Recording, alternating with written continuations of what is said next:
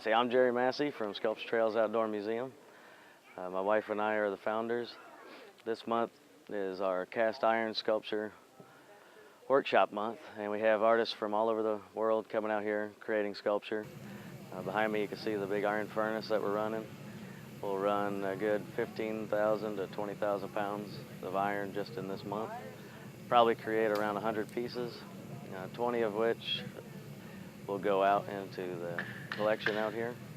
These little scratch blocks you see out here, basically this is our only way we fund the place. They're provided for the community, and when the community comes out and makes a little relief sculpture, by them creating art, they can help artists create art tomorrow for the museum. So it's a nice circle to see community members making stuff. In turn, the artists can make stuff, and then the pieces go out in the museum, and so the community gets to see what they're doing and through their support.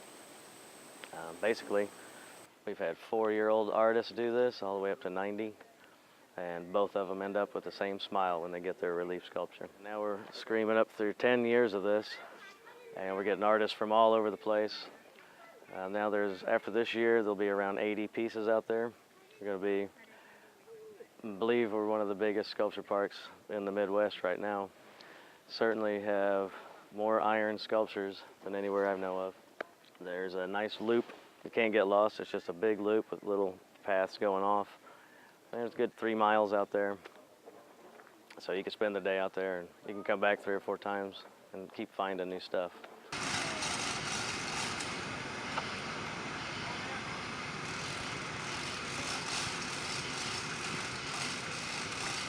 So I'm Robin Baker. I'm from Kentucky, Lexington, Kentucky. We went to school with a lot of these people here.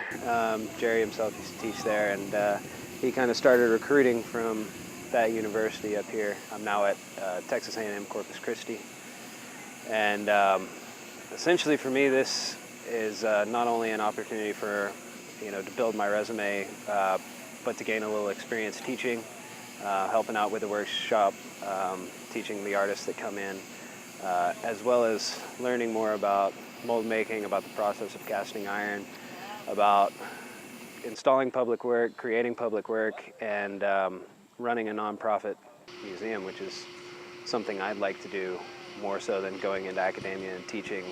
And you get this group of people from all over the United States come together just to get hot and sweaty and make art in the woods. Camp, it's absolutely miserable, but it's a spectacular experience with spectacular people. I mean, there's nowhere outside of academia where this is happening as far as iron casting for art on this magnitude.